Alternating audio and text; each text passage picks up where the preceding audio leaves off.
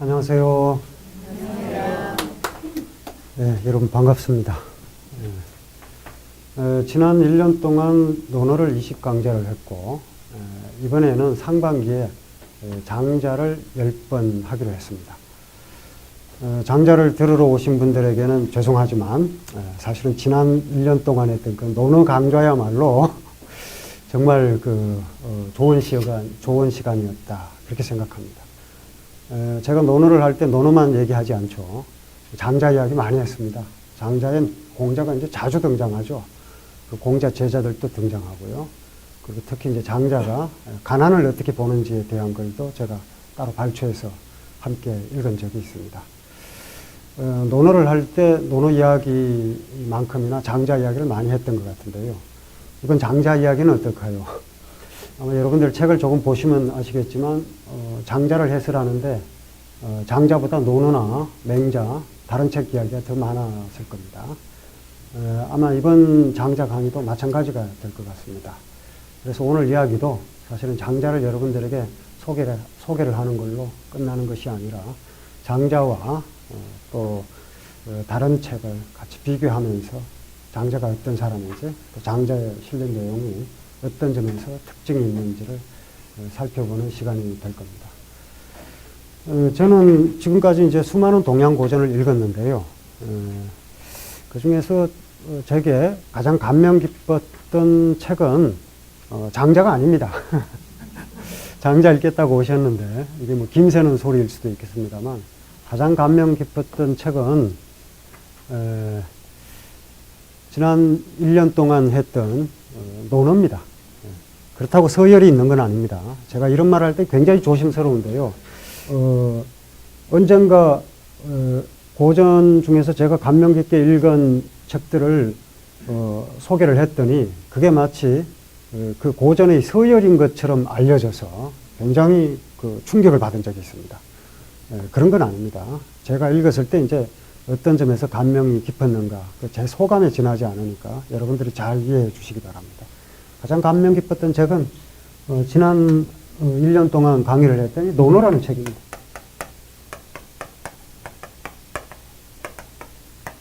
한번 되새겨 볼까요? 논어에 나와 있는 말, 공자의 말씀이죠. 논도 말이고 어도 말이거든요. 말입니다.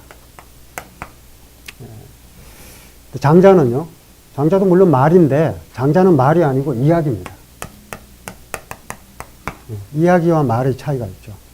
근데 우리가 보통 말이라고 하면 행위, 말과 행위가 같이 이어지죠. 우리가 이제 어떤 행동을 하기 전에 말부터 먼저 하는데 논어라는 책은 좀 이상한 책입니다. 행위의 결과물이 논어라는 말로 남은 겁니다. 달라요. 그 말 중에서 지난 1년 동안 했던 말 중에서 제가 여러분들과 같이 읽으면서 기억에 남는 말 몇 가지를 한번 들어보겠습니다. 오직 어진 사람만이, 인자에 나오죠. 오직 어진 사람만이 사람을 미워할 수도 있고 사람을 좋아할 수도 있다. 사람을 좋아할 수도 있고 사람을 미워할 수도 있다. 이런 말이 논어에 나옵니다. 그리고 또 저런 말도 있습니다. 훌륭한 덕을 가진 사람은 반드시 훌륭한 말을 하지만 훌륭한 말을 하는 사람이라고 해서 반드시 훌륭한 덕을 가지고 있는 것은 아니다. 뭐 이런 말이죠. 그런가 하면 어떤 사람은 그 과실의 내용을 살펴보면 그 사람이 어딘지 알 수 있다. 뭐 이런 말이죠. 그런가 하면 내가 하기 싫으면 다른 사람에게 강요하지 마라. 이런 말이죠. 뭐 그런가 하면은 문 밖을 나서면 만나는 모든 사람을 큰 손님 대하듯이 하고, 그리고 백성들에게 일을 시킬 때는 마치 큰 제사를 받들듯이 하라. 뭐 이런 이야기들요. 뭐 저는 뭐 그런 걸 볼 때마다 어떻게 말을 이렇게 할 수 있는가, 이런 생각을 하게 되는데요. 어떻게 보면 논어라는 이 책은 공자가 어떤 사건이 있으면 그 사건을 보고 공자가 말씀을 한 건데 앞의 사건은 생략하고 결론만 남겨둔 말입니다. 그래서 아주 간명합니다. 그래서 가장 짧은 문헌 중에 하나죠. 물론 노자 도덕경은 5천자밖에 되질 않습니다만 논어는 한 1만 5천자 정도 됩니다. 근데 이제 장자는 한 6만 5천 여자 정도 됩니다. 그리고 이제 여러분들과 함께 읽을 매편 전체를 합치면 한 3만 여자 정도 돼요. 장자가 이제 훨씬 더 많은 분량이죠. 그런데 논어에는 이제 그런 말들이 이제 들어있는데 사실 이제 그런 말이 아주 평범합니다. 아주 평범하기 때문에 사실은 그 말이 어떤 맥락을 지니고 있는지 이해하는데 참으로 오랜 시간이 걸렸습니다. 이 말이 도대체 어떻게 이렇게 말을 할 수 있는가? 다른 말은 시비를 걸 수가 있는데 논어의 말은 시비를 잘 걸 수가 없더라고요. 저는 이제 글을 읽을 때 상당히 삐딱하게 읽는 타입이거든요. 어떤 말이 있으면 예를 들어서 노자의 어떤 말이 나옵니다. 예를 들어서 지자불언. 노자에 나오는 말이거든요. 지혜로운 사람은 참으로 아는 사람은 불언. 말하지 않고 언자부지. 말하는 사람은 참으로 알지 못한다. 노자의 말도 아주 탁월합니다. 탁월한데 이를테면 아까 제가 얘기했던 유덕자 필요원 공자의 말씀이에요. 같은 버전인데 유덕자 필요원 훌륭한 덕을 가지고 있는 사람은 반드시 유원 훌륭한 말을 하지만 유원자 훌륭한 말을 하는 사람이라고 해서 반드시 유덕 훌륭한 덕을 가지고 있는 것은 아니다. 이 말하고 이제 비교를 해보면요. 이 말은 이제 얼마든지 삐딱하게 볼 수가 있습니다. 참으로 아는 자는 말하지 않는다면서 너는 왜 그렇게 말이 많냐? 뭐 이렇게 따질 수도 있고요. 실제로 당나라 때 시인 백거이, 백낙천이 그런 식으로 이제 따집니다. 그런 여지가 있습니다. 있는데 논어에 나와 있는 말은 그런 시비를 걸기가 굉장히 어렵더라고요. 읽으면 읽을수록 이제 그런 점을 느끼는데 논어는 이제 그런 식의 말이고 그리고 제자들의 기억 속에서 전해진 겁니다. 직접 공자가 기록으로 남긴 게 아닙니다. 공자가 아마 자기가 한 말이 지금 우리에게까지 이렇게 전해질 줄 알았으면 말을 좀 더 잘하지 않았을까요? 뭐 그렇게 농담을 할 정도로 공자는 그냥 말만 했고 제자들이 기억 속에서 전해진 거거든요. 기억이라는 게 얼마나 소중한 것인가, 여러분들이 어떤 것을 기억하고 다니시는가를 생각해 보시면 알겠죠. 이건 굉장히 소중합니다. 그리고 가장 인간다운 것이고요. 인간이라는 존재는 기억을 하는 존재입니다. 그리고 그 기억을 토대로 상상을 하는 존재죠. 다른 동물이나 예를 들면 금붕어는 3초밖에 안 된다고 그러고요. 당나귀는 한 3분 가는지 모르겠습니다. 당나귀한테 좀 미안하긴 합니다만. 근데 기억을 하는 존재가 인간인데 그런 기억 속에 남아서 전해진 것이 논어입니다. 그런가 하면 그 기억하는 사람을 잡아 죽이기까지 했단 말이에요.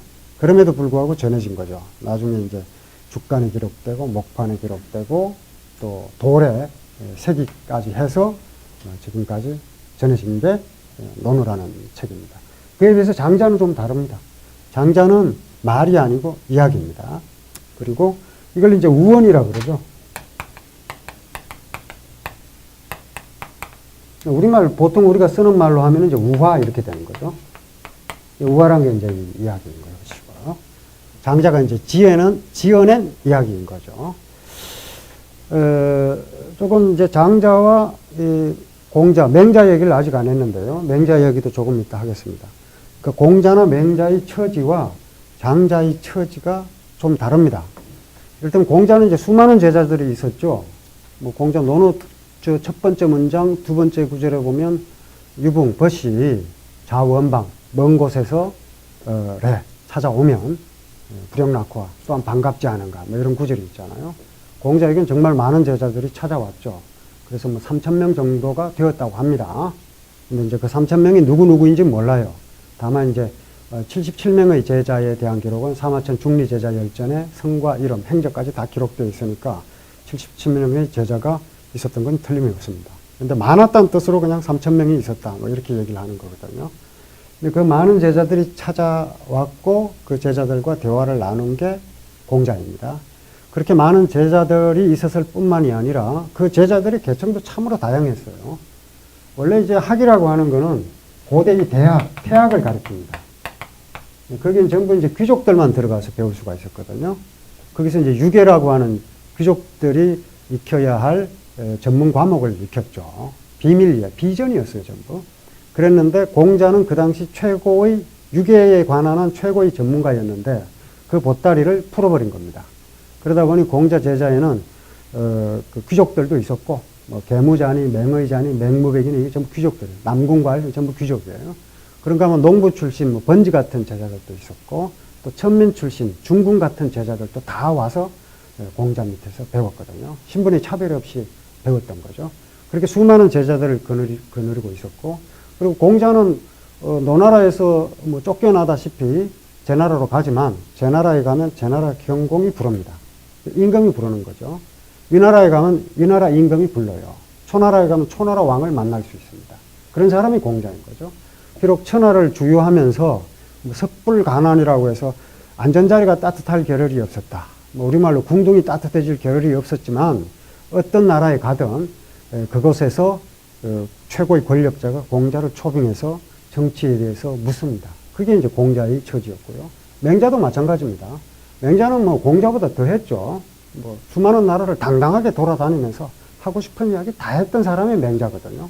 양나라에 가면 양나라 해왕이 모셔가고 제나라에 가면 제나라 선왕이 모셔가고 추나라에 가면 추나라 목봉이 모셔가고 뭐 노나라 평공도 만날 수 있고 뭐 이런 식이에요. 근데 그랬는데 장자는 어땠는가? 장자는 아닙니다. 이제 이런 문제는 지금 제가 처음 말씀드리는 게 아니라 성호이익이라는 실학자 있죠.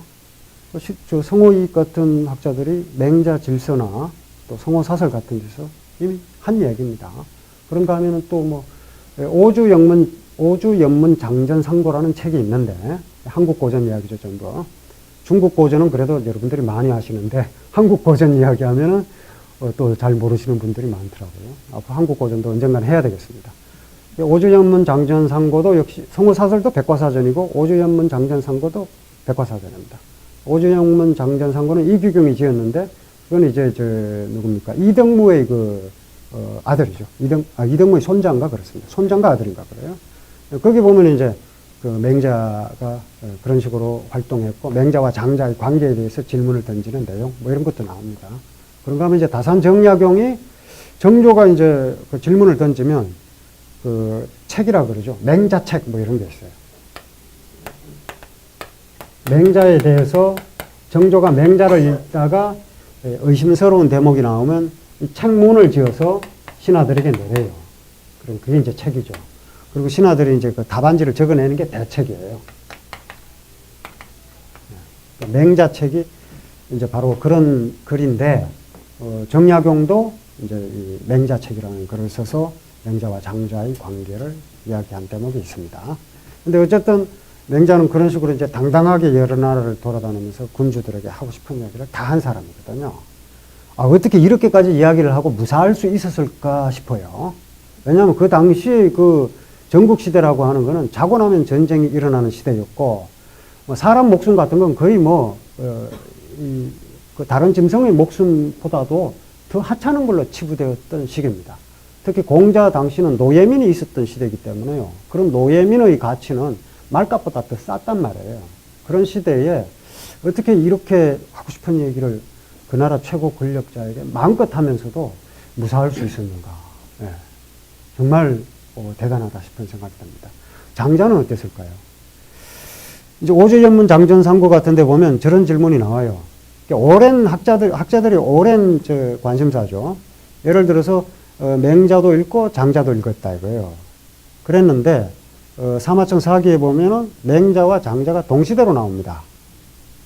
동시대인데 맹자는 상대가 누구든 자기의 견해와 다른 이야기를 하면은 그냥 있지 않습니다. 비판을 해요. 아주 격하게 비판을 합니다.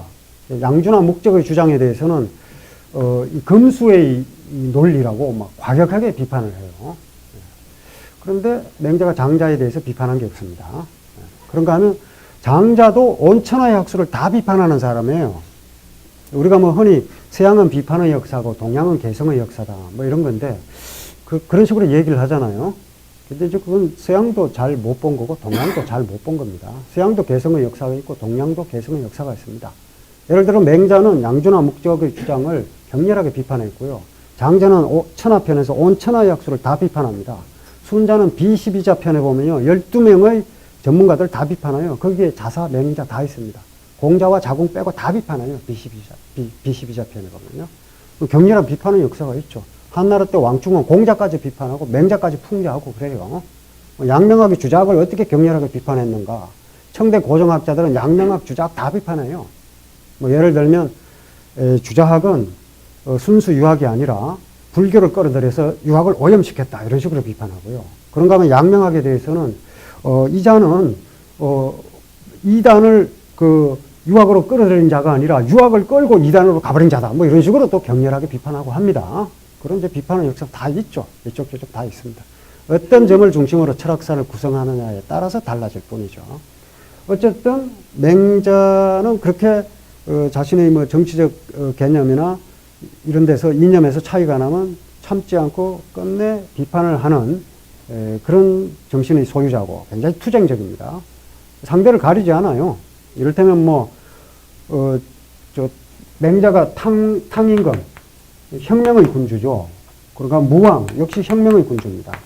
탕임금은 자기 임금이었던 걸왕을 죽이고 자기가 임금이 됐어요. 그래서 상나라를 세웠어요. 무왕 역시 자기 임금이었던 주를 쳐부수고 주나라를 세웠습니다. 새로. 이 문제에 대해서 제나라 선왕이 맹자에게 따집니다. 이래도 되느냐?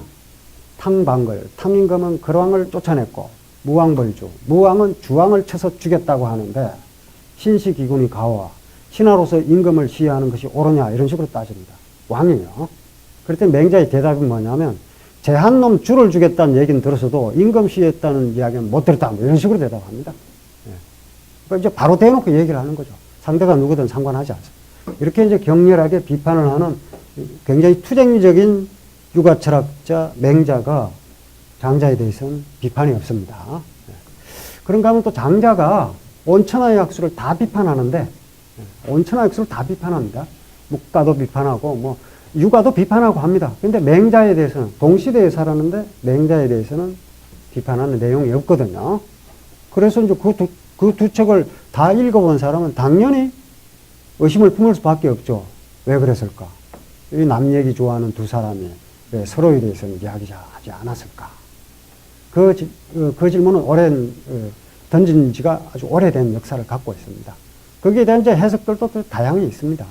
근데 사실 좀 더 쉽게 가장 쉬운 얘기를 하자면 제가 이제 책에 소개를 해놨습니다만 맹자가 놀던 곳과 장자가 놀던 곳이 달랐기 때문에 두 사람이 만날 일이 없습니다. 서로 같은 걸 가지고 다투는 영역에 있지 않았다 이거죠.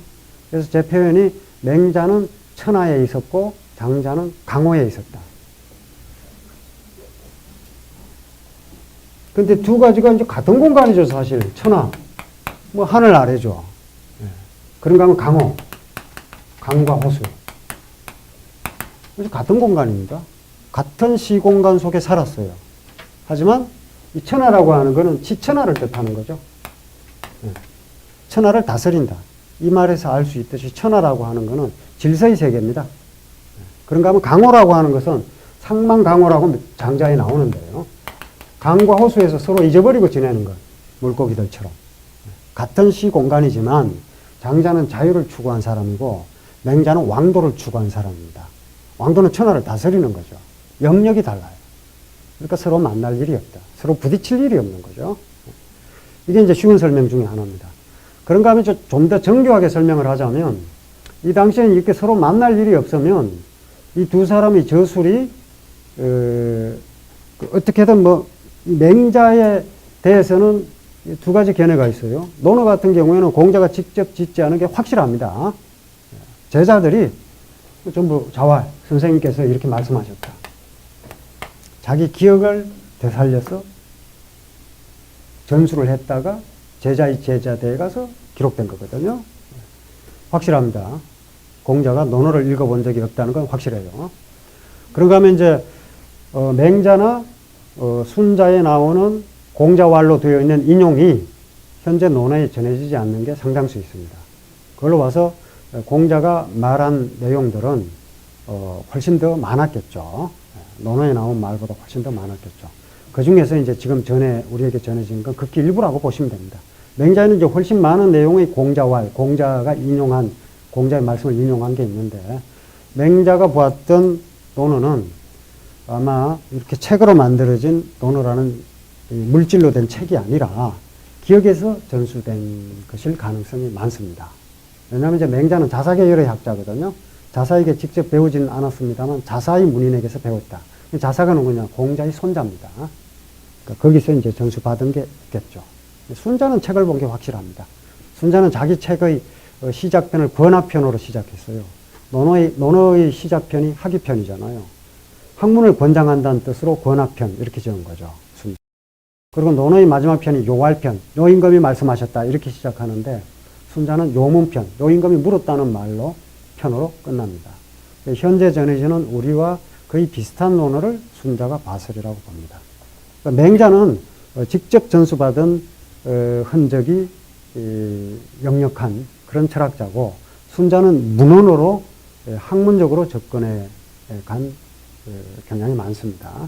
근데 어쨌든 이제 이런 문헌의 성립은 어떤 사람이 살았을 때 자기 이론, 요즘처럼 자기 이론을 소개하기 위해서 책으로 내고 여러 사람들에게 보내고 하는 방식이 아니라 어떤 사람이 죽고 난 다음에 수록되는 그 책이 전해지는 그런 경우가 많았죠. 근데 이제 맹자는 좀 견해가 엇갈립니다. 다산정약응의 맹자 책에도 보면 그 정조가 물어요. 정조는 그 글을 읽었다면 무조건 글 숫자보다 질문 숫자가 더 많은 사람입니다.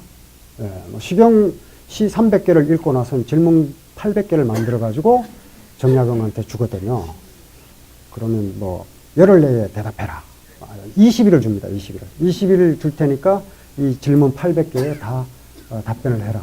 그러니까 다산이 받아보고는 20일은 좀 심하고 40일을 주세요 해서 40일 만에 책을 짓습니다. 그게 시경 강의인데 그게 명작이에요. 근데 일단은 그 질문은 정조로부터 촉발된 거죠. 책을 읽으면 질문이 나오고 책을 읽으면 질문이 나옵니다. 근데 이제 우리가 책을 읽을 때 우리가 뭘 모르는지 잘 모르거든요.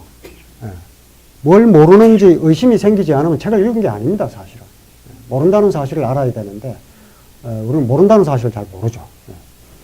근데 이제 그런 식으로 질문을 던진 게 맹자 책에 나옵니다. 맹자 책문에 나와요. 그럼 이제 그 대책, 다산이 쓴 대책에 보면 거기에 대한 대답이 있습니다.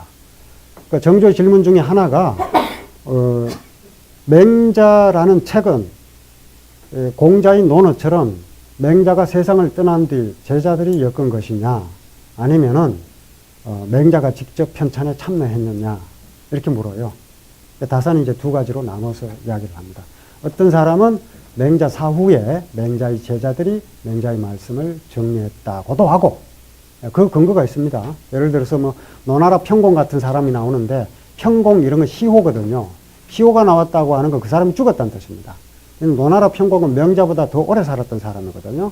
그 사람이 시호가 맹자라는 책에 나오는 걸로 봐서 적어도 노나라 평공이 죽은 다음에 맹자라는 책이 편집되었을 것이다.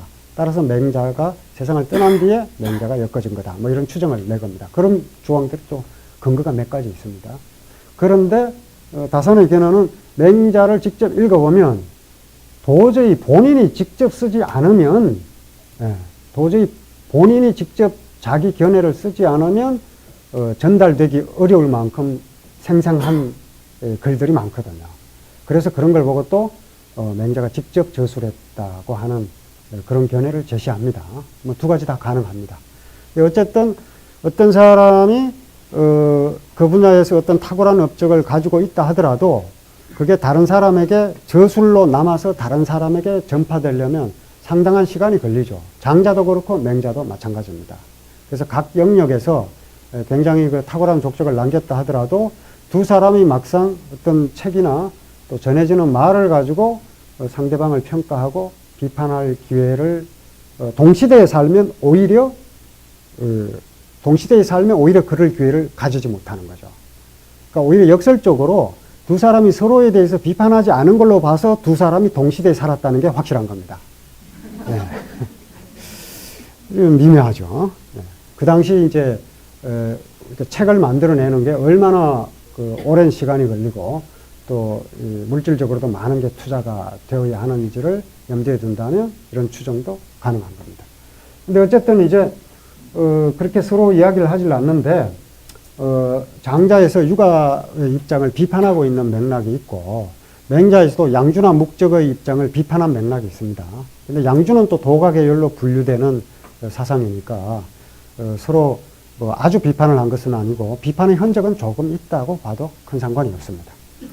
다시, 본래 이야기로 돌아가서요. 공자와 맹자는, 비록 당대 군주의 인정을 받지는 못했지만, 그 인정이라고 하는 게 결국 공자나 맹자가 모두 벼슬을 바라던 사람입니다. 그것도 어떤 작은 벼슬을 바라는 것이 아니라 적어도 한 나라의 재상이 되기를 바랬던 인물들이거든요. 맹자 같은 경우에는 맹자가 제나라를 떠날 때 제나라 선왕이 붙잡아요. 어떤 조건을 내걸고 붙잡냐면 만종의 복록으로, 이 만종이라고 하는 건 이제 이 종은 곡식의 양을 헤아리는 단위입니다. 그러니까 그 구두 부종해서 구는 한 대, 두 대 할 때 되고, 두는 말두자고요. 군이, 분이, 분이, 종인이 하는 게 곡식의 양을 헤아리는 단위입니다. 요건 되고, 요건 말이에요. 사구가 일두가 되고, 사두가 일부가 됩니다. 그러니까, 네 대가 한 마리 되고, 네 마리 일부가 돼요. 그리고 십부가 일종이 됩니다. 그러니까 종이라는 양은 상당히 많은 양의 곡식이에요. 그게 이제 만종인 거예요. 굉장히 많은 양의 복록입니다. 연봉이 굉장히 높아요. 이걸 조건으로 맹자실을 만들겠다. 제 나라에 맹자실, 맹자 아카데미를 만들겠다 이거예요. 그렇게 해서 국인이 계속 긍식케 하리라. 온 제나라 사람들이 맹자 당신을 자랑으로 여기고 본보기로 삼게 하고자 한다. 이런 제안을 하는데 맹자가 거절하고 떠납니다. 그 정도는 그걸 바라진 않는다는 얘기죠. 아카데미 설립해주고 거기서 어떤 명예로운 자리에 앉아서 폼이나 잡는 거, 이거 맹자가 바라는 게 아닙니다. 뭐 해도 괜찮을 것 같은데, 그죠? 아리스토텔레스도 그렇게 했고요. 알렉산더 대왕 밑에서 그랬고요. 디오게네스는 안 했죠. 근데 맹자는 또 디오게네스하고는 또 다릅니다. 알렉산더 대왕이 디오게네스한테 가서 원하는 게 뭐냐? 현자라고 하니까 내가 뭐든지 다 들어주겠다 하니까 햇빛 가리지 말라 그랬잖아요. 장자하고 비슷한 사람입니다. 디오게네스는. 그런데 불행히도 장자에게는 그런 기회가 주어지지 않아요. 그런 기회가 주어지면 좀 폼이라도 잡을 텐데 말이죠. 그래서 그것을 애석하게 여긴 장자의 후학들이 내편이 아닌 외편과 좌편에 그런 이야기를 지어서 만들어 넣어 놨어요. 초나라 위왕이 장자를 재상으로 초빙했다. 그래서 사신을 보냈더니 장자가 비유를 합니다. 사신에게. 내가 듣자하니 초나라에는 영귀, 거북이가 있다더라. 근데 그 거북이가 신귀인데 신령스러운 거북이에요. 점을 치면 백발백중이에요. 근데 이제 거북이 이 배딱지를 갖고 점을 치거든요. 이미 죽었다는 얘기죠. 그러니까 죽어서 초나라의 그 신귀처럼 받들어지느냐, 아니면 너 같으면 저 진흙탕 속에서 꼬리 꺼는 저 자라가 더 좋으냐, 살아서. 이렇게 물으니까 사신이니까 그야 그 살아서 아무리 자라라도 살아서 있는 게 낫죠. 이렇게 얘기를 하니까 장자가 나는 진흙탕 속에서 꼬리나 끌 테니까 가봐라. 뭐 이런 식으로 얘기하는 대목이 두 곳 정도 나와요. 사마천 사계동고 그 내용이 기록되어 있고요. 근데 그거는 이제 후세에 지어낸 얘기로 대부분의 학자들이 추정을 합니다. 거의 틀림없으리라고 보고요. 맹자처럼 뭐 그렇게 제안을 받을 처지가 아니었던 거죠, 장자는. 근데 어쨌든 맹자는 이런 걸 거절하고 떠납니다. 순자는 어땠을까요? 순자는 이런 걸 받아들였어요. 순자는 이른바 이제 제나라에는 직하라고 해서 원래 이제 직과 사가 있는데, 사는 토지신에게 제사를 지내는 곳이고 직은 곡물신에게 제사를 지내는 곳입니다. 조선에도 사직단이 있죠. 저 사직동 있지 않습니까? 그게 사직단 있지 않습니까?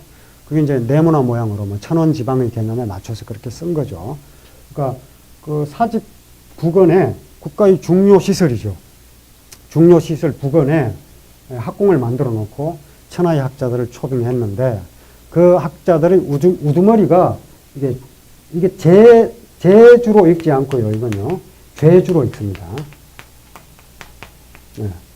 죄주가 이제 그 학자 집단의 우두머리입니다. 네. 그 역할을 순자가 합니다. 순자는 이제 그 순자 아카데미 뭐 이런 걸 받아들인 사람이라고 보면 됩니다. 스케일이 좀 다르죠. 네. 뭐 순자가 잘못했다는 건 아닙니다. 네. 근데 이제 순자는 그 정도 인물이고, 그렇다고 해서 순자가 중요하지 않거나 순자가 뭐 겁이 났다. 이거 절대 아닙니다. 네. 꼭 이제 이런 얘기 끝에 이제 왜곡이 되면 이제 순자가 못하더라 이렇게 되는데 그건 아니고요. 그게 이제 맹자 같은 사람의 스케일입니다. 자기가 바라는 거는 천하 백성들을 안정시키는 것. 제나라를 떠나면서 섭섭해하죠. 제나라 왕이 붙잡아 주었으면 하는데 붙잡아주는 조건이 뭐 재상의 자리를 준다든지 이게 아니거든요. 결국 저 정도 조건으로 붙잡으려 하니까 떠납니다. 굉장히 섭섭해하면서 떠나요. 그러면서 뭐라고 그러냐면 가령 내가 제나라의 제나라에서 벼슬을 해서 다스린다면 어찌 제나라 기도 재민 아니리요. 어찌 제나라 백성만 편안하겠는가. 천하지민이 개안하리니 천하의 백성들이 모두 편안할 것이다. 뭐 이렇게 얘기를 합니다. 굉장히 아쉬워하면서 떠나요. 근데 이제 그게 이제 맹자의 스케일입니다. 뭐 순자는 이미 그런 정치적인 비전이나 이런 건 없어요. 그 학자로서 어떤 명예로운 자리를 차지하는 것. 비교적 순자는 굉장히 행복하게 삶을 마칩니다. 그런데 장자는 어땠는가? 아까 말씀드린 이규경이 쓴 오주연문 장전상고 이런 데 보면은 장자는 아무래도 주변에 사람도 없었던 것 같고 공맹처럼 명망이 천하에 알려지지 않았던 것 같다. 이렇게 기술을 하고 있습니다.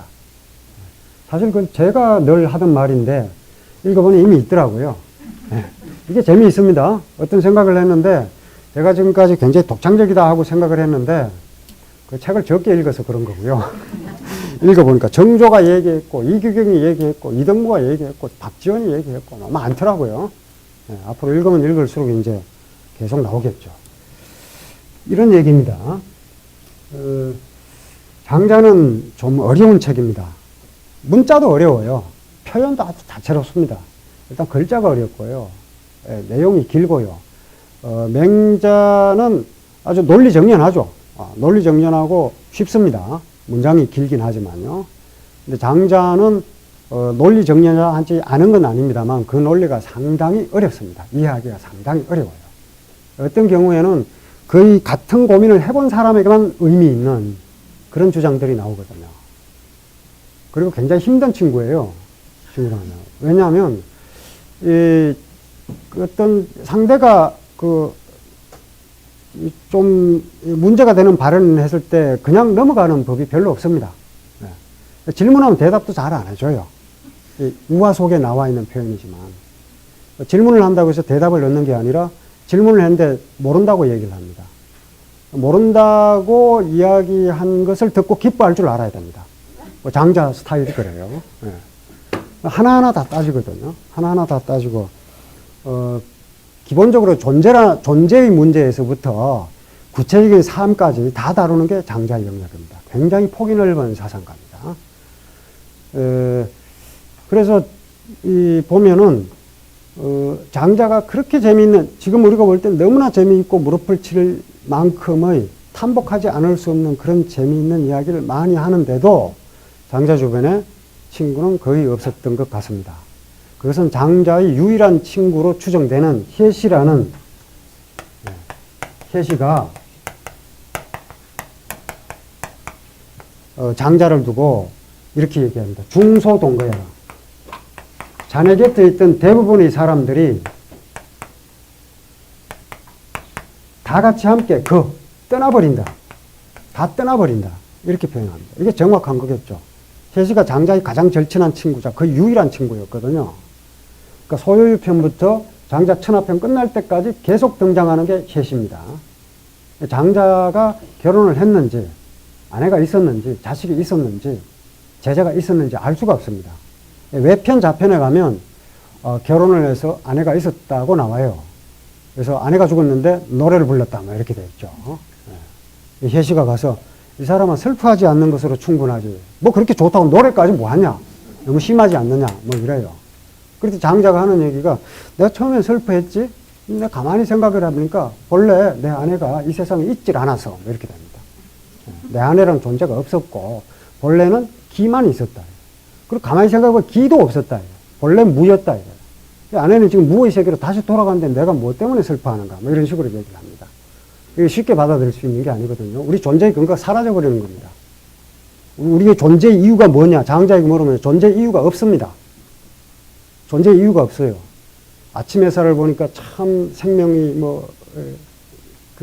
아주 즐겁고 생명의 기운이 돋보이고 이런 거 없어요. 아침 햇살을 보니까 참 힘들다 뭐 이런 식이에요. 네.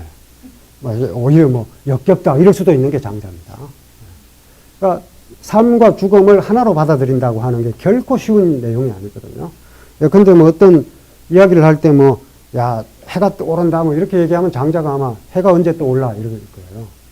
지금 우리 식으로 얘기하면 해는 떠오르는 적이 없고 그냥 지구가 도는 거야 뭐 이런 식으로 얘기할 거고요. 봄, 여름, 가을, 겨울을 예찬을 하면 장자는 야, 본래 봄, 여름, 가을, 겨울이라는 게 있는 게 아니야 뭐 이런 식으로.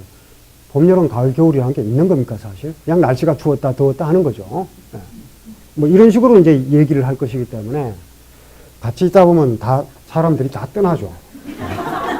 그렇게 생활해 보시면, 예, 주변에 친구가 없어집니다. 예.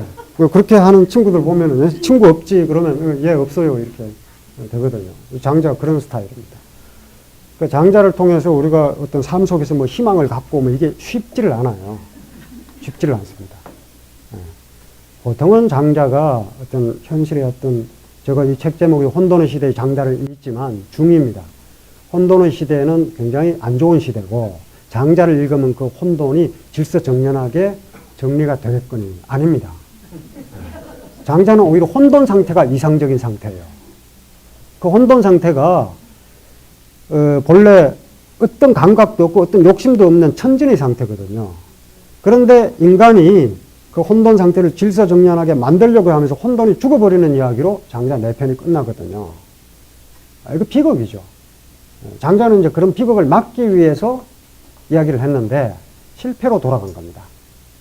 그러니까 어떻게 보면 장자가 우리가 보통 생각하는 것처럼 노장의 무위자연사상, 현실의 물질 만능주의에 찌들린 이 세상에서 장자를 읽으면서 마음의 여유를 찾아보자.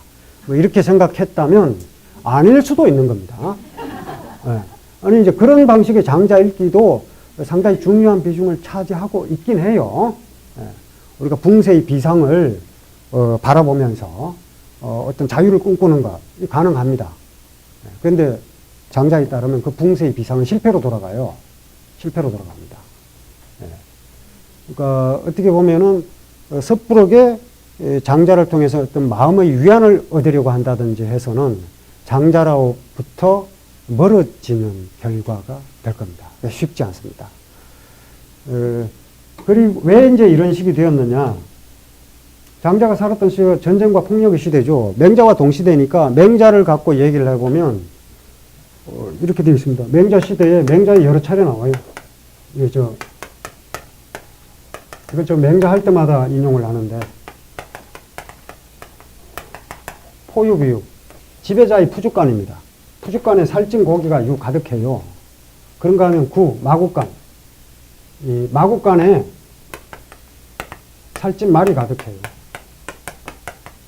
장자나 맹자가 살았던 시대는 생산력이 전국시대예요. 생산력이 그 이전보다 농업혁명이 일어난 시기입니다.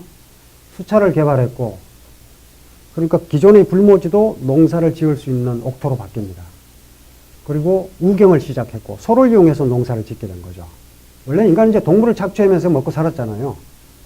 동물을 그 착취로부터 벗어나게 한 사람은 동물 애호가가 아니라 자동차를 만든 사람, 그러죠. 네.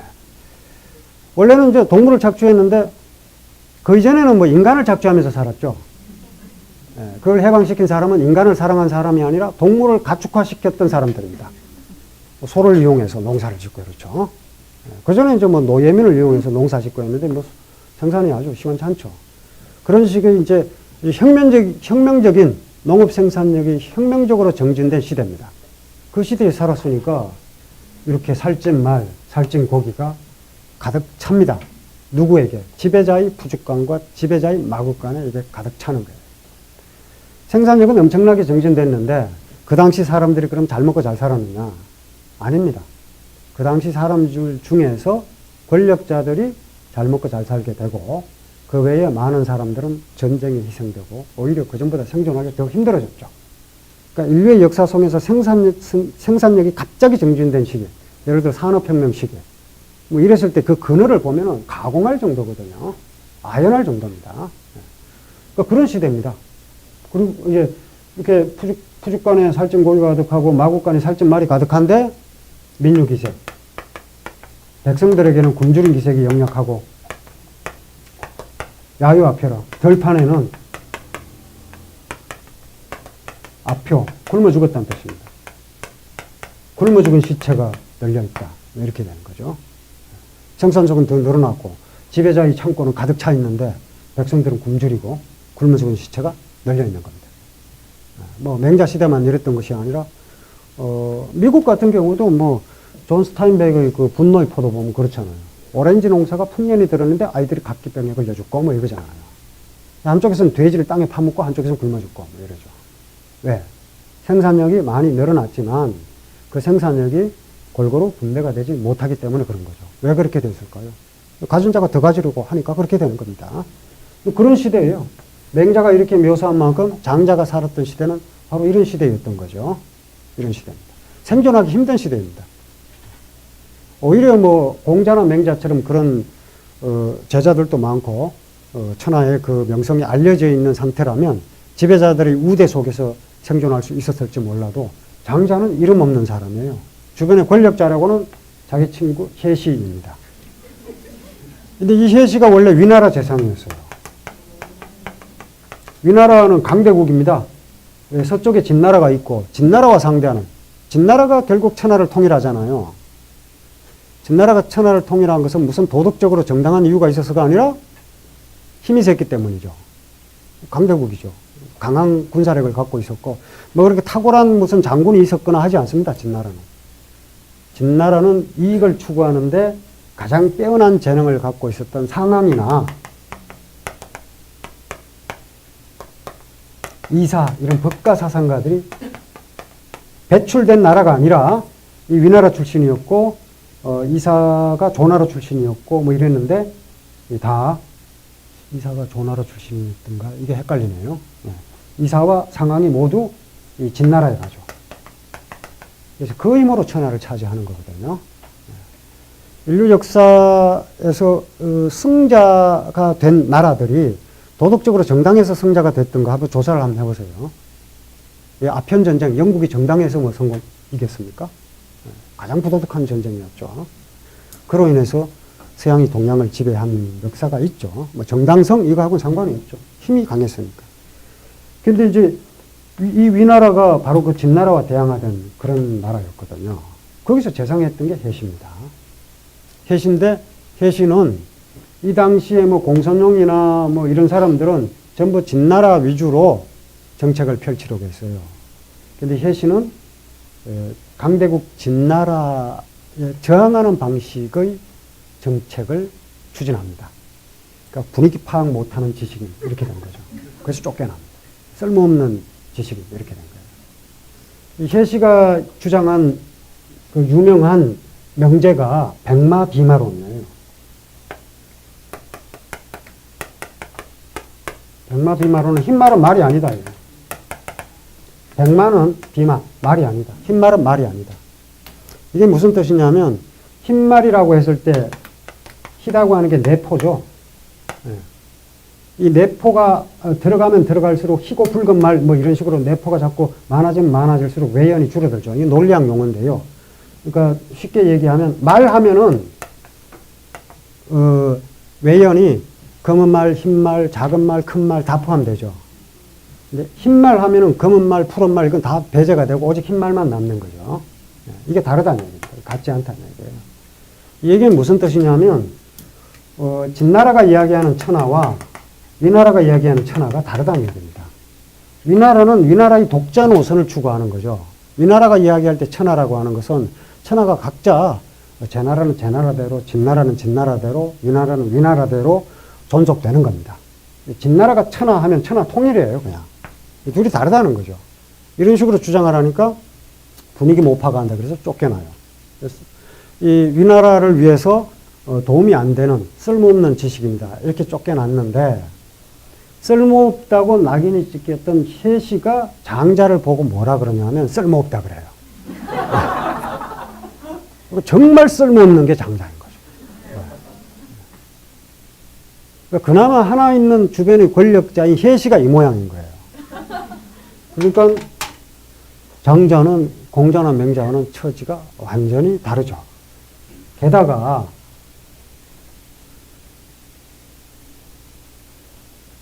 공자, 맹자 같은 경우에는 노나라에서 쫓겨나면 제 나라 가면 됩니다. 제 나라 임금이 대우해 주니까. 위나라 가면 위나라 임금이 어떻게 좀 모셔갈까 뭐 이런단 말이에요. 우리 이제 모셔가려고 하는데 좀 잘 보이면 모셔가겠잖아요. 그런데 뭐 군군 신신 부부자자가 어떻고 정명을 해야 된다 뭐 이러고요. 위나라 임금이 명분이 안 맞는 사람이거든요. 임금을 바로잡으려고 하니까 등용되지 못하죠. 임금부터 먼저 바로잡겠다 뭐 이렇게 되는 겁니다. 그 맹자도 마찬가지입니다. 아이러니하게도 맹자를 그렇게 비판했던 순자라는 책에 어떤 내용이 나오냐면 맹자가 제나라 왕을 만났을 때 성공기 사심이라 제나라 왕의 사심을 부정한 마음을 먼저 공격했다 이렇게 돼 있어요. 제나라 왕의 마음을 먼저 공격하려고 했다. 그래서 왕부터 먼저 바로잡는다는 거죠. 왕을 바로잡고 나면 그 다음부터는 일사천리인 거죠. 왕을 바로잡으면 다 되는 겁니다. 지금은 뭐 좀 다르죠. 민주주의 시대니까. 이 당시는 이제 봉건사회니까 권력의 정점에 있는 왕을 바로잡으면 다 되는 게 있는 거죠. 그러니까 그걸 바라고 한 게 이제 공자나 맹자인데 그래서 등용이 안 되죠. 장자는 이제 그런 처지가 아닙니다. 지금 장자가 송나라 사람이라고 한 기록은 그 사마천의 노장신안열전, 거기 장자열전이 있는데 235자거든요.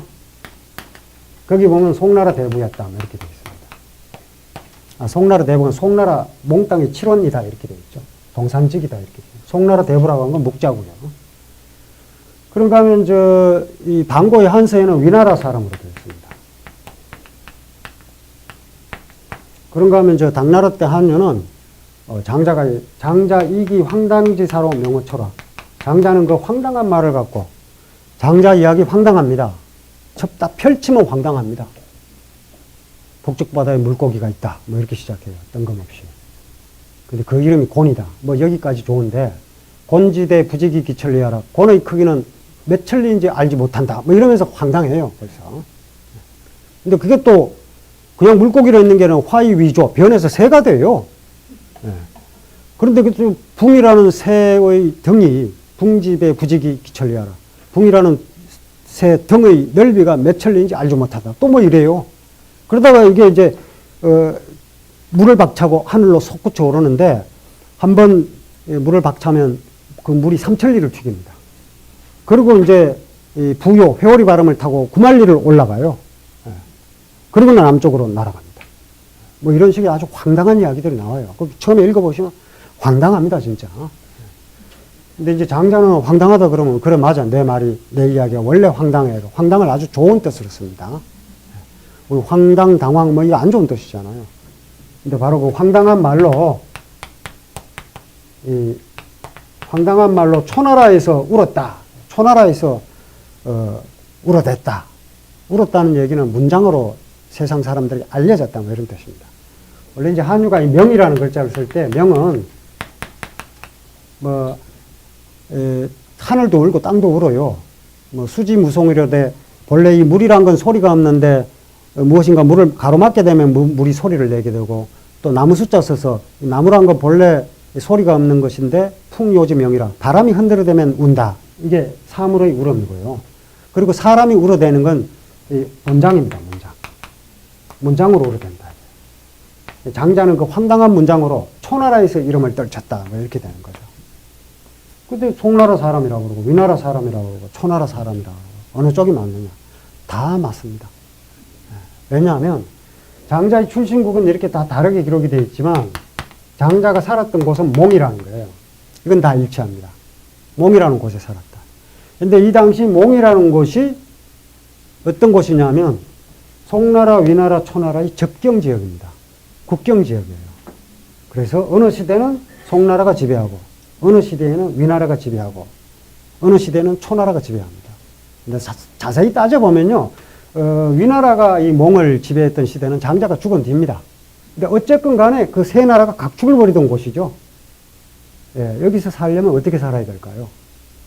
송나라에 살면은 송나라 가치에 충실하게 살면 살 수 있습니다.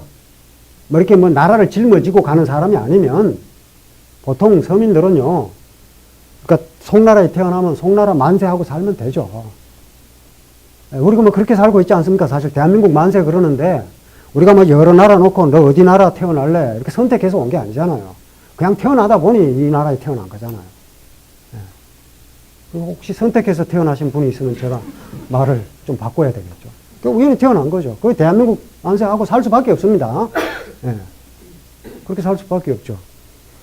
그래서 계속 대한민국이 되면 참 좋은데, 예. 대한민국이 참 되면 시험 받지도 않고 좋은데, 이게 그게 아니잖아요. 송나라 만세하고 살았는데, 어느 날 초나라가 들어왔어요. 초나라 지역이 돼버렸습니다, 이제. 그럼 초나라 고홈 뭐 이러면 좋은데, 초나라 고홈 하면 이게 어떻게 됩니까? 잡혀가고 뭐 이럴 거 아닙니까? 그럼 할 수 없이 뭐 초나라 만세 뭐 이렇게요. 바꿔서. 예, 그래서 이제 초나라 계속 가면 또 그냥 살면 됩니다. 예, 근데 그게 아니잖아요. 예, 다시 송나라가 초나라를 밀어냅니다. 밀어내면 이제 어떻게 됩니까? 다시 송나라 만세 하려고 했더니 너 지난번에 초나라 만세 했잖아. 이렇게 되잖아요. 그렇게 되죠. 예, 장자는 그런 처지에 있는 사람입니다. 우리가 섣부르게 그런 처지에 놓인 사람에게 왜 너는 민족을 배신해서 이렇게 얘기하기가 쉽지 않죠. 그런 문학 작품도 많잖아요. 제가 이제 그 써놓은 내용이 이청준 소설 중에 그런 게 나오잖아요. 6.25 전쟁 때 점령군이 총불이 되고 너 어느 편이냐 물어요. 거짓말 하면 안 되죠. 칸트의 정언명령. 거짓말 하면 너 어느 편이다. 그게 이제 바로 죽는 길입니다. 그건 뭐 총덤편이라고. 네, 총덤편이라고. 이렇게 되기 쉽죠. 고민이 깊어질 수밖에 없죠. 네. 장자가 왜 공맹처럼 고지것대로 하고 싶은 말 그대로 다 하고 이런 식으로 간명하게 무슨 뜻인지 알아듣기 쉽게 쓰지 않았는가. 그리고 우원. 우원이라는 거는 때에 따라서 이렇게 해석될 수도 있고 저렇게 해석될 수도 있는 겁니다. 이 우원이라는 게. 네. 장자의 우원은 끝에 물음표로 끝나는 경우가 굉장히 많습니다. 있는가 없는가 모르는 거예요. 나비가 내 꿈을 꾸는가 내가 나비 꿈을 꾸는가 이러고 끝나요. 장자는 이제 그걸 들여다볼 때 그런 거죠. 내가 너냐 너가 나냐. 내가 물질이고 넌 반물질이냐 아니면 네가 물질인데 내가 반물질이냐 이런 식으로 질문 던지는 거죠. 물론 이제 아인슈타인 같으면 내 얼굴에서 떠난 빛이 거울 표면에 반사돼서 다시 돌아가는데 얼마나 걸릴까 뭐 이런 생각을 하겠지만요. 우리는 뭐 보면서 이제 뭐가 묻었나 이거나 이러겠지만요. 물음표가 많이 있어요. 물음표로 끝나는 우원이 많죠. 왜 이럴까? 왜 이렇게 공자나 맹자처럼 정은 직은 이게 아니고 이런지 저런지 알 수 없는 이런 이야기로 장자의 우화가 마무리가 될까? 이런 상황인 거예요. 대답을 잘해야 됩니다. 자칫하면 정언명령 이래서 거짓말을 하면 안 됩니다. 제가 사실은 뭐를 싫어하거든요. 뭐 이러면 이제 위태로워지는 거죠. 장자는 그런 처지에 살고 있는 거예요. 그래서 어떤 공동체의 가치를 위해서 목숨을 바치자 이걸 굉장히 싫어합니다. 그런 걸 하느니 낮잠 자겠다고 이야기를 합니다. 장자 이해하기 쉽지 않습니다. 아마 장자가 어떤 뭐 현대사회 어떤 나라에 태어난다 그러면 아마 순순히 그 제도에 따르지 않을 겁니다. 따르지 않은데 뭐 맹자처럼 투쟁을 하고 뭐 이런 사람도 아니에요. 그냥 도망칠 사람이에요. 비겁자입니다. 제가 언젠가 이렇게 장자를 간단하게 이야기를 했더니 장자를 비난했다 이렇게 나오더라고요. 비난한 게 아닙니다. 장자를 비난하고자 이렇게 얘기를 하는 것이 아니라 장자가 이야기하고자 하는 것은 우리가 어떤 최악의 결과를 방지하기 위해서 무엇인가를 하지 않는 것은 어떤 특별한 가치를 추구하기 위해서 할 필요가 없다는 거예요. 우리가 전쟁터에 나가서 사람을 죽이려고 하지 않는 그 이유가 숭고할 필요가 없다는 겁니다. 인간이 인간을 죽이는 그 최악의 상황을 하지 않기 위해서 다른 아름다운 가치를 제시할 필요가 없다는 거예요. 그냥 그건 하면 안 된다는 겁니다. 쉽지 않습니다. 장자 우리나라에 태어나면요, 붙잡혀갈 사람이에요. 그런가 하면 우리 삶이 장자의 입장에서 보면 우리 삶이 다 가짜가 돼버려요. 장자가 꿈 이야기할 때도 그렇고 그림자 이야기할 때도 그렇습니다. 꿈 속의 꿈 얘기를 하고 그림자의 그림자 얘기를 하는데 그림자의 그림자 입장에서 볼 때 그냥 그림자는 실체예요. 그런데 실체의 입장에서 볼 때 그림자는 허상이고 가짜죠. 그렇죠. 실체라고 간주되었던 그림자가 그림자의 그림자 입장에서 볼 때는 가짜가 되듯이 우리가 믿어서 의심치 않는 이 실체가 사실은 이 실체가 의존하고 있는 다른 것의 입장에서 볼 때는 가짜일 수 있는 거죠. 우리 삶 자체가 가짜가 되어버린 겁니다. 세상에 가짜밖에 없어요. 가짜의 가짜, 가짜의 가짜의 가짜, 가짜의 가짜의 가짜의 가짜. 그리고 실체는 가짜 이렇게 되는 겁니다. 다 가짜예요. 너도 가짜고 나도 가짜고 이렇게 되는 겁니다. 그러니까 약자의 처지에서 바라보면요. 내가 어떤 사람에게 종속되어 있다. 권력과 자본에 종속되어 있다. 그러면 나보다 나에게 돈을 주고 나를 부리는 저 사람은 종속되어 있지 않는가? 그 사람은 또 그 더 큰 권력과 자본에 종속되어 있는 거죠. 그렇게 쭉쭉쭉 가는 겁니다. 그게 다 가짜인 거예요. 조선시대의 그 박지원은 저 서자가 아니니까 그 우두머리이긴 했지만요. 이덕무나 뭐 유덕공이나 박제가 전부 서자 출신입니다. 이 사람들은 조선의 따라지예요. 서출이기 때문에 정통이 아니고 주류가 아니에요. 그 밑에 또 있습니다. 또 양인 그냥 일반 평민 계층이 있고 또 그 밑에 노비 계층이 있고 천민 계층이 있고 이렇죠. 전부 따라지라고 생각하는 거죠. 근데 가만히 봤더니 조선의 주류 지식인들은 중국의 따라진 거예요. 따라진 거예요. 그리고 중국도 알고 보니 따라진 거예요. 홍대용쯤 가면 중국도 따라진 겁니다. 다 따라지만 있는 거예요. 그런데 자기가 따라진지를 모르고 자꾸 권력을 휘두르고 상대를 억압하려고 갑질을 하려고 하죠. 그런데 사실은 그런 식으로 그 종속되어 있는 구조를 보면은 우리가 의심치 않고 종속을 억압하는 권력자라고 생각하는 것도 사실은 종속의 한 응용 형태에 지나지 않는다. 이렇게 되는 거죠. 이거 인정하기가 쉽지 않습니다. 나를 부정해야 되기 때문에요. 세상에 다 가짜밖에 없는 겁니다. 그렇게 되면. 그래서 그런 입장에서 보면 장자는 비극일 수 있거든요. 분위기가 너무 무거워졌네요. 그런데 어쨌든 그건 제가 해석한 것 중에 일단이고 장자를 읽는 방식 뭐 여러 가지가 있습니다. 붕세의 그 엄청난 비상을 보고 자유를 꿈꿀 수도 있고요. 그 터무니없는 상상을 즐길 수도 있고요. 끝나지 않는 이야기를 즐길 수도 있습니다. 다양한 이야기 중에서 뭐 제가 생각하는 그런 장자를 앞으로 말씀드리기로 하고 잠깐 쉬겠습니다. 쉬었다가 이제 장자의 황당한 이야기 속으로 들어가 보겠습니다. 힘을 조금 빼고요. 왜냐하면 이제 첫 번째 이야기 자체가 워낙 스케일이 큽니다. 그것도 이제 같은 이야기를 3번 반복하는데요. 오늘은 첫 번째 이야기만 합니다.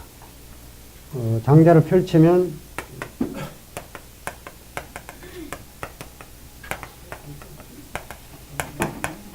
북명유어하니, 북명 북쪽 바다죠. 그러니까 명자가 금을 명자니까 금푸른 바다입니다. 깊다는 뜻으로요. 북쪽 바다에 유어, 물고기가 있다. 쉽죠? 한문이 다 이렇게 쉬우면 얼마나 좋겠어요. 북명유어, 북쪽 바다에 물고기가 있다. 맹자는 어떻게 시작하냐면 맹자 견양해왕, 맹자가 양나라 양나라 해왕을 만났다. 참, 뭐, 주어, 서술어, 목적어, 탁탁. 한문이 다 이러면 얼마나 좋겠습니까? 첫 문장들만 이렇게 쉽습니다. 맹자는 왕활, 이렇게 왕이 이야기하는 게 나오고요. 벌써 대화죠. 근데 장자는 이제 이야기를 시작합니다. 북쪽 바다에 물고기가 있다. 그런데 그 물고기의 이름이 기명위곤이라.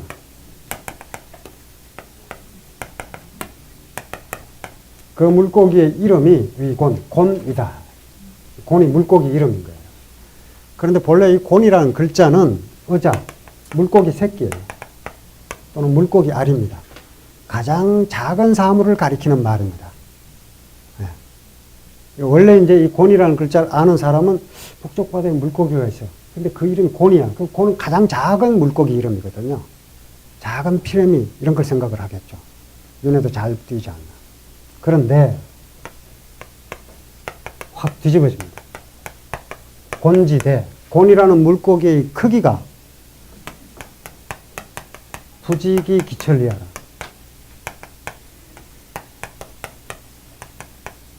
기천리, 몇 천리인지를 부지 알지 못한다. 이렇게 구라를 이렇게 확 칩니다. 가장 작은 물고기 이름인데요. 그걸 상상하게 해놓고 그 물고기의 크기가 몇 천리인지 알지 못한다. 이걸 잘 봐야 됩니다, 일단. 큰 것을 이야기하지만 사실은 그 큰 것 속에 작은 게 들어가 있는 거거든요. 큰 가치를 이야기하는 것 같지만 사실은 그 큰 가치 속에 작은 가치가 들어있다는 걸 이야기를 하고요. 끝내는 큰 것이나 작은 것이나 각자의 가치를 지니고 있기 때문에 크다고 해서 작은 것을 업신여겨서는 안 된다. 이런 맥락이 들어가 있습니다.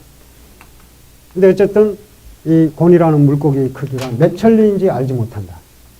근데 이제 이 물고기 이야기예요. 그런데 이 물고기가 그냥 있는 게 아니라 화이위조, 변해서 새가 됩니다. 변해서 위조, 새가 되는 거예요. 원래 새라고 하는 건 저 하늘 높이 나는 게 새고, 물고기라고 하는 건 가장 깊은 곳에서 헤엄치는 게 물고기잖아요. 근데 그 물고기가 변해서 새가 되는 거예요. 완전히 다른 존재로 바뀌는 거죠. 그래서 화라는 글자가 원래 이거 논어할 때도 말씀드렸는데 사람 인자가 있고 왼쪽에 빛자가 있는 게 별화자입니다. 요즘은 이렇게 안 쓰고 이렇게 쓰지만 본래는 이 글자예요. 사람 인자는 살아있는 사람일까요? 죽어있는 사람일까요? 사람 인자 이렇게도 쓰고 이렇게 씁니다. 예, 산 사람 맞아요. 이렇게도 쓰고요. 여기 볼록하게 배가 나오면은 몸신자입니다. 몸신자. 몸신자 안에 점 찍혀 있는 게 이게 몸신자예요. 임신한 모습입니다. 그 밑에 마음신자가 있으면 어지린자예요. 임신한 사람의 마음이에요. 임신한 사람의 마음이 어떻게 써요?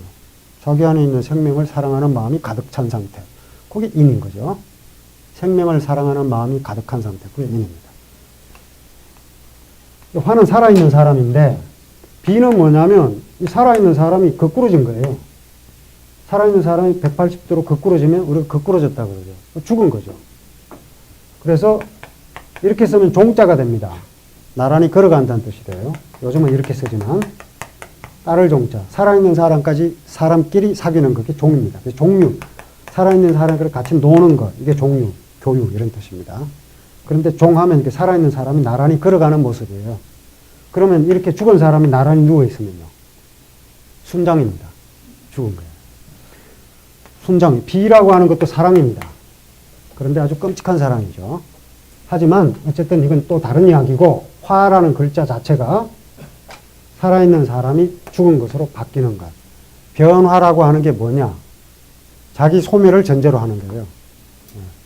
그게 화입니다. 그러니까 물고기가 변해서 새가 됩니다. 완전히 다른 존재가 되는 거예요. 장자에는 이런 거 아주 쉽게 일어납니다. 이런 유전 변화 쉽게 일어나요.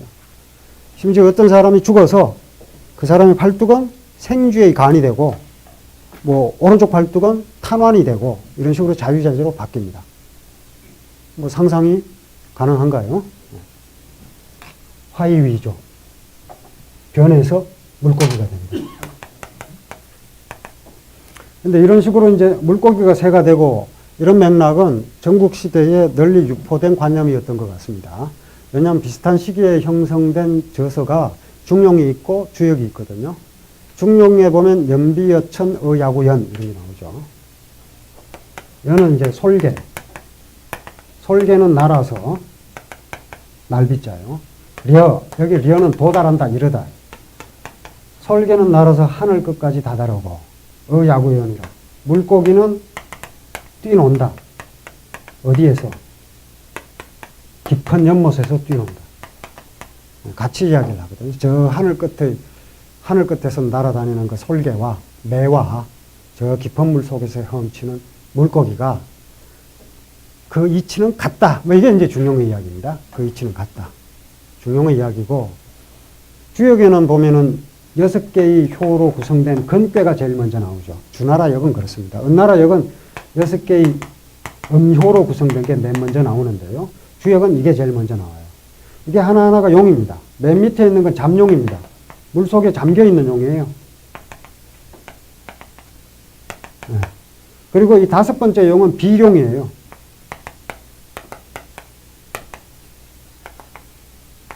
여기 물 속에 잠겨 있던 용이 나는 용이 되는 겁니다. 물 속에 잠겨 있던 존재가 하늘을 나는 존재로 바뀌는 것.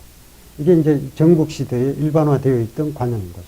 장자가 그런 데서 아이디어를 얻었을 것이다. 이건 이제 청나라 때, 명나라 말기 청나라 초기에 방이지라는 학자가 이런 주석을 남겼어요. 방이지라는 학자의 방이지라는 이 말 자체가 주역에 나오는 얘기입니다. 지자만 좀 다르죠. 나라가 망하니까 주역에 관심을 가지는 겁니다. 변화의 시대에. 그건 좀 다른 얘기인데 어쨌든 이 정도로 말씀드리고요. 변해서 새가 됩니다.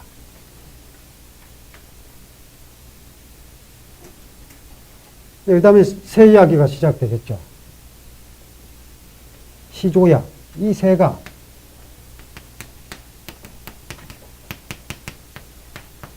해운적 장사한 남명이라. 해운. 시조야. 이 새가, 이거 이럴 때 입기야자는 원래 입기야자라고 보통 얘기하는데 입기운이라는 뜻입니다. 구기. 입기운. 말의 나머지. 그래서 어조사라는 뜻이 되는 거죠. 그 자체는 뜻이 없지만 말을 돕는 역할을 한다. 그래서 어조사인데요. 이 새가 이런 뜻입니다. 일단 이 새가 해운 바다가 움직이면 바다가 어떻게 움직일까요? 바다에 바람이 부는 거예요. 네. 바다에 큰 바람이 불면 바람을 타고 날아가는 게 새거든요. 이게. 네. 해운 바다가 움직이면 바다에 큰 바람이 불면 장사의 남명 하나님 장차 사의 남명 남쪽으로 옮겨간다. 지금 이 새는 어디에 있죠? 북명에 있죠. 북명에 있던 이 새가 바다에 큰 바람이 불면, 바다가 움직이면, 바다가 움직일 정도로 큰 바람이 일면 장차 남명으로, 남쪽 바다로 옮겨간다. 때를 기다린 거죠. 바람이 불지 않으면 날 수가 없으니까. 붕새의 크기가 역시 아까 한 대목 빼먹었습니다. 붕집에 부지기 기철리하라. 이걸 빼먹었네요. 그러니까 화이위 조하니 기명위 붕이라. 아까 화이위 조 있죠. 변해서 새가 되면 기명위 붕. 그 이름이 붕이다. 이게 붕새예요. 붕새가 등장합니다. 그리고 붕집에 붕의 덩을 넓이가 역시 부지기 기철리하라. 몇 천리인지 알지 못해요. 네. 그리고 시조야 이렇게 나옵니다. 이 새가 해운 바다가 움직이면 제가 이렇게 깜빡하고 빠뜨리는데 빠뜨려도 말이 되네요. 네. 빠뜨려도 문장에 전혀 문제가 없습니다. 네. 바다가 움직이면 남쪽으로 날아간다. 그리고 이제 남명에 대해서 설명을 합니다. 남명자는 천지하라.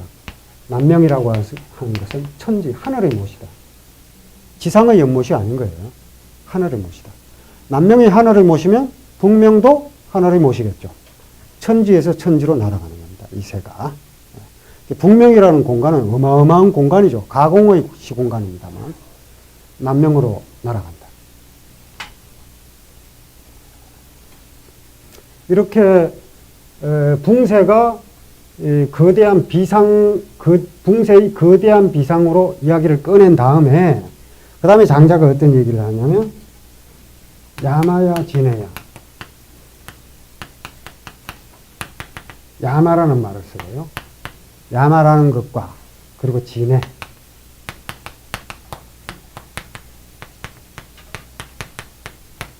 야마는 뭐냐면 아지랭입니다.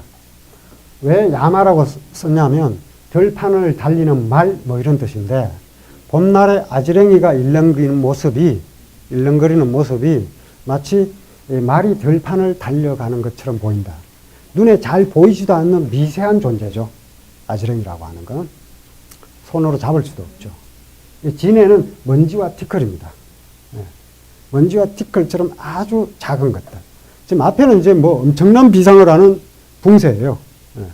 그 붕새가 남쪽으로 날아갈 때 수격 삼천리, 이 붕새가 날갯짓을 하면은 수격 삼천리. 그 튀긴 물이 삼천리를 튀긴다. 그리고 단부요 양각이 상자 구만리라. 양뿔처럼 빙글빙글 돌면서 회오리 바람을 타고 구만리를 솟아 올라서 남쪽으로 날아가는 거예요. 그런 거대한 비상을 이야기를 하다가 갑자기 야마진의 얘기를 해요.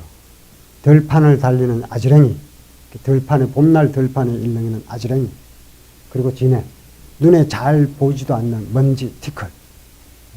이런 것들은 붕새와는 달리 생물지 이식 상취하라. 생물은 생물체란 뜻입니다. 이 생물체가 이식, 숨만 내쉬어도 상취, 서로 움직이는 존재들이다. 이 아지랭이나 티끌은 생물체가 내쉬는 숨에도 공중에 떠다니면서 움직이죠. 그러니까 보통 여기서 이게 무슨 맥락인지 다들 헷갈립니다. 붕새가 물고기가 나오다가 며칠 년인지 모른다 그랬다가 이게 붕새로 변했다가 이게 또 바다에 바람 불면 남쪽 바다로 날아가네 마네 이러다가 갑자기 아지랭이가 어떻고 티끌이 어떻고 이래요. 이게 바로 앞에서 이제 엄청난 존재를 이야기를 하다가 눈에 잘 보이지도 않는 미세한 존재를 얘기를 합니다. 이런 것들은 붕새처럼 큰 날개를 실어줄 바람이 없어도 생물체가 뿜는 그 숨만으로도 공중에 떠다닌다. 이 둘이 같다는 맥락이 이 속에 들어가 있는 겁니다. 이 둘이 같다는 맥락이. 그게 이제 계속 반복되는데 반복되면서 그걸 확인해 보시기 바랍니다. 반복하시면서. 이건 이제 3절의 노래인데 1절에 지나지 않는 거거든요. 그리고 이렇게 이야기를 한 다음에 또 뜬금없이 이런 얘기를 해요. 천지창창. 풀을 창자요. 천지창창 기유정색이하여 이 하늘이 푸르고 푸르다 이게요. 하늘이 푸르다. 원래 이제 풀을 창자는요. 이게 이제 블루 이런 뜻이 아니라 들판에 풀이 푸른 겁니다. 이 풀초자가 있는 것처럼. 푸르다고 하는 것도 여러 가지 맥락으로 쓰입니다. 그러니까 우리말에도 푸르다 그러면 녹색도 푸르다 그러고 하늘색도 푸르다 그러고 다 푸르다 그러죠. 그러니까 블루와 그린이 잘 구분이 안 되죠. 근데 한문에도 이제 그런 경우가 있습니다. 물론 이제 람자도 있고요. 람도 푸르다는 뜻인데 쪽푸른 그린인데 거기서 뽑아내는 거죠. 그 순자에 나오는 유명한 구절. 청추러람이 청어람이라. 푸른색은 쪽풀에서 뽑아낸 것이지만 청어람, 쪽풀보다 더 푸르다. 쪽보다 더 푸르다. 이런 표현을 쓰죠. 근데 사실 이 람이라고 하는 거는 쪽이니까 그린이잖아요. 쪽풀 초록색이잖아요. 거기서 뽑아낸 물감은 아주 새파랗죠. 근데 이제 남자를 쓰기도 하고 청자를 쓰기도 하고 같이 섞어서 씁니다. 람은 본래 그린이지만. 근데 같은 맥락으로 보시면 됩니다. 하늘이 푸르고 푸르다. 근데 희유 정색이하여 정색이야. 이 하늘이 푸르고 푸른 게 정색이냐 제 색깔일까 이렇게 의심을 해요. 장자가. 이렇게 아래에서 하늘을 바라보니까 푸르다 이거예요. 그런데 저 하늘이 제 빛깔일까 이렇게 의심을 합니다. 제 빛깔일까. 매사에 이런 식입니다. 거울을 볼 때도 그렇고 꿈을 꿀 때도 그렇고 내가 지금 꿈을 꾸는 건가 나비가 내 꿈을 꾸는 건가 이게 장자잖아요. 그거를 볼 때 내가 너인가 너가 나인가 나는 누구인가 이런 질문은 당연히 던지지만 너는 누구인가 이 질문을 같이 던지는 게 장자거든요. 정색인가 제 색깔일까. 그리고 또 얘기를 하고 기시하야에 저 붕새가 하늘을 높이 구만리 장천을 날아 올라가는데 기시하여 그 붕세 입장에서 아래를 내려다보면 어떨까 이 생각을 하는 거예요. 지금 우리가 이 아래에서 저 구만리 장천을 올려다 보니까 푸르다 이거예요. 그러면 저 푸른 하늘 저 끝에서 이 아래를 내려다보면 또 어떨까 이렇게 생각을 하는 겁니다. 이게 반복되거든요. 네, 반복됩니다. 꿈에서 생시를 생각하고 생시에서 꿈을 생각하고 거울 안에서 거울 밖을 상상하고 거울 밖에서 거울 안을 상상하고 내가 너가 되고 너가 나가 되고 나비가 내가 되고 내가 나비가 되고 이것이 저것이 되고 저것이 이것이 되는 겁니다. 이것과 저것이라고 하는 게 이제 재물론에서 장황하게 나와요. 장자의 존재는 장황하게 나오는데 결국엔 우리가 이것이다 저것이다 이렇게 이름을 붙이고 이건 이거라 그러고 저건 저거라 그러는데 이게 그냥 단순히 사물을 지시하는 것으로 끝나면 괜찮은데 때로 이것은 옳은 게 되고 저것은 그런 게 되죠.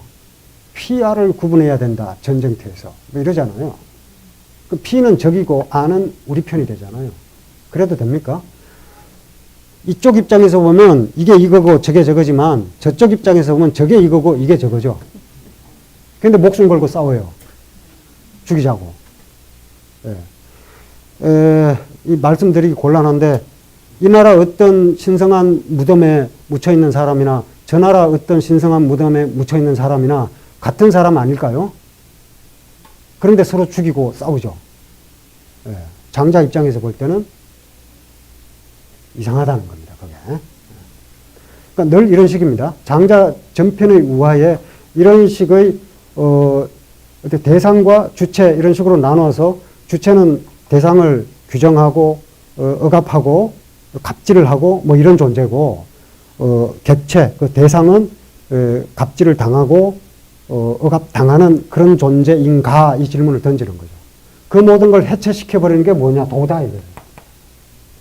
도다 이거예요. 도출을 얻으면 그런 게 다 없어진다. 그 시비와 차별이 다 없어진다.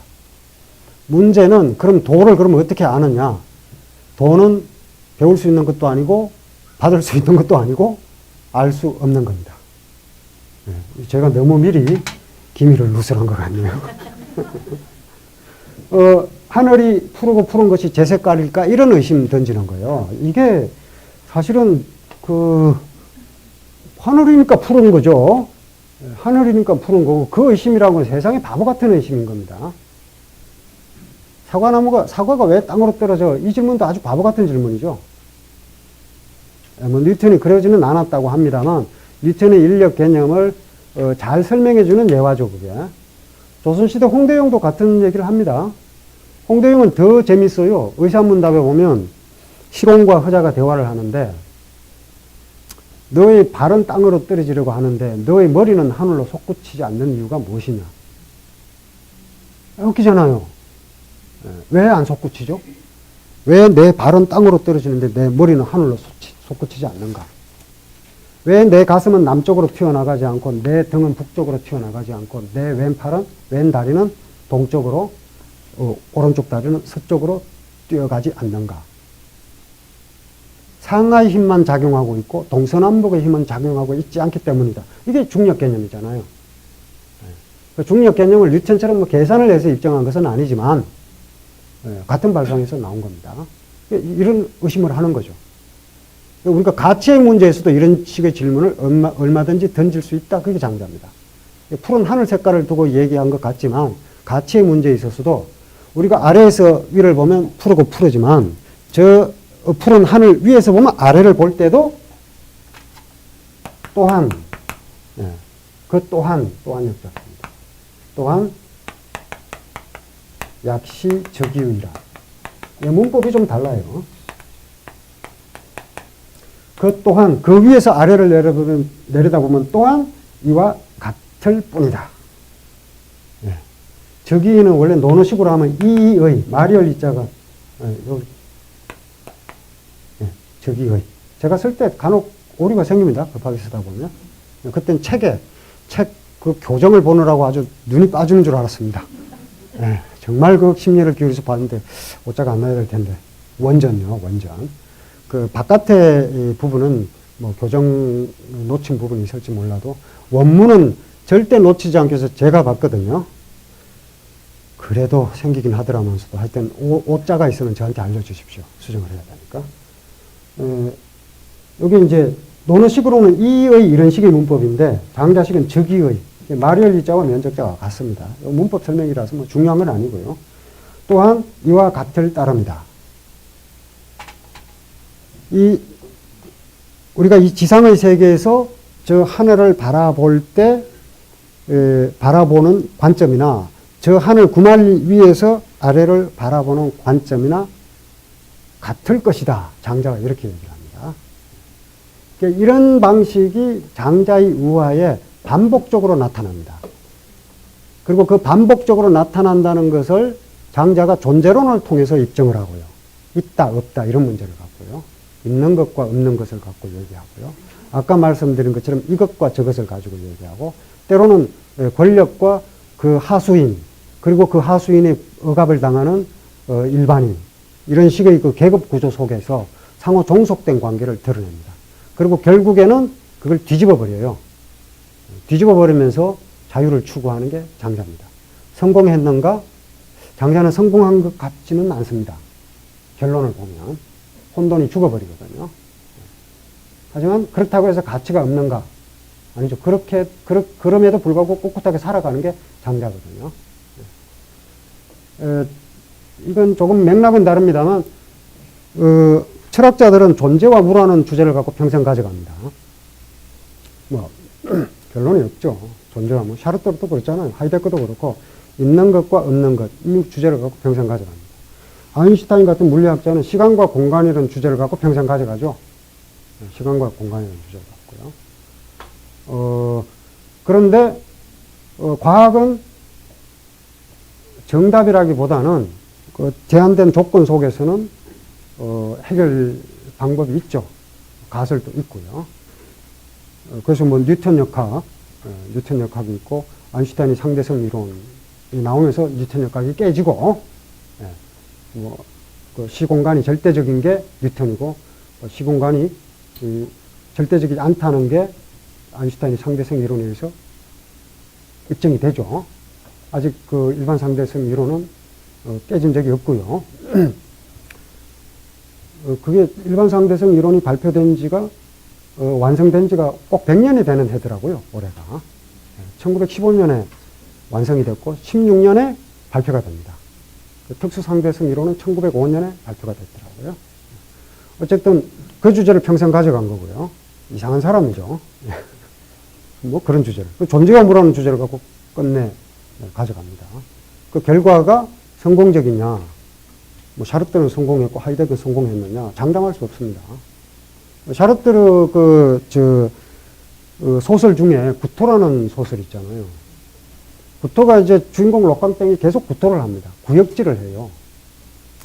우리도 구역질이 나는 경험을 많이 하잖아요. 세상이 아주 부정하거나 불의하거나 더럽거나 하면은 구역질을 하는데 그 록강땡이라는 사람은요 그런 걸 갖고 구역질을 하지 않습니다. 아침 햇살을 보고 구역질을 느끼고요. 조약돌을 줍다가 구역질을 느끼고 나무 뿌리를 보고 구역질을 느끼고 그럽니다. 존재 이유를 못 찾아요. 그 삶 자체에 아무 근거가 없는 거예요. 내가 있어야 할 이유도 없고 너가 있어야 할 이유도 없습니다. 그래서 구역질을 느끼는 겁니다. 우리가 뭐 어떤 구역질을 느낄 만한 걸 뭐 비리를 보고 구역질을 느끼는 게 아니라 아주 자연스럽고 순수하고 보통 사람들이 예찬하는 것 갖고 구역질을 해요. 충만한 안식일 아침 이게 아니고 그걸 보고 구역질을 하는 거예요. 그러니까 그로부터 어떤 평화로운 메시지를 기대하면 오리가 되겠죠. 근데 그래도 훌륭하게 잘 삽니다. 장자도 그렇고요. 어떻게 보면 그 구역질을 그렇게 느끼는 건 정상이고, 그렇게 존재의 근거가 없다는 것을 안다 하더라도, 삶을 포기할 이유는 없는 거죠. 역설적으로 얘기하면. 장자 전편에 나오는 그 메시지는, 그런 식의 그 어떤 슬픈 역설이 그 속에 개입되어 있습니다. 제가 어제 또 보니까, 저는 이제 뭐 제가 좋아하는 시인들이 있으면 언제 태어나서 언제 죽었는지를 다이어리에 기록을 해놓거든요. 어제 보니까 기영도가 죽은 날이더라고요. 3월 7일 날요. 제가 메모를 작년에 그렇게 해놨더라고요. 우리 곁에서 기용도 이 시인이 우리 곁을 떠난 날, 뭐 이랬는데 다시 제가 썼습니다. 우리 중 누가 그 곁에 있었던 적이 있는가? 뭐 네. 물론 물리적으로 곁에 있었던 시인들이 있습니다. 같이 먹으면 매일 살다시피 한 시인들, 되게 유명한 시인들 많죠.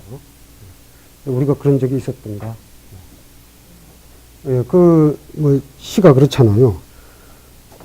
미안하지만 이 전제를 앞에 달고 이제 희망을 노래하련다. 뭐 시 있죠. 희망을 노래하는데 왜 미안하다는 얘기를 해야 될까요? 희망을 노래하는 거. 제가 이제 학생들한테 그랬습니다. 개강할 때. 나는 하나도 미안하지 않다. 왜? 절망을 이야기할 것이기 때문이다. 절망의 시대에 절망을 이야기하는 거 아무 미안할 게 없는 거예요. 그런데 절망의 시대에 희망을 이야기하려니까 미안한 거죠. 이게 슬픈 역설이죠. 장자에는 그런 슬픈 역설이 깔려 있습니다. 그래서 어떻게 보면은 장자를 어떤 현실 도피적인 메시지로 이해한다든지 하는 것은 제 장자 읽는 독법하고는 조금 다릅니다.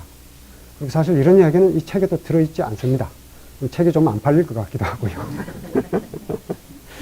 예, 오늘 이렇게 해서 장자 첫 대목 잠깐 살펴보면서 여러분들에게 장자의 황당한 세계를 일단 발들여 놓는 정도로 만족하고 다음 시간에 또 뵙기로 하겠습니다. 그리고 다음 시간은 좀 일찍 끝내고 여러분들도 질문하는 시간을 갖고 와서 이번엔 좀 인원이 많아서 쉽지 않을 것 같습니다만 읽으면서 생기는 질문거리를 마련해 오십시오. 오늘 마치겠습니다.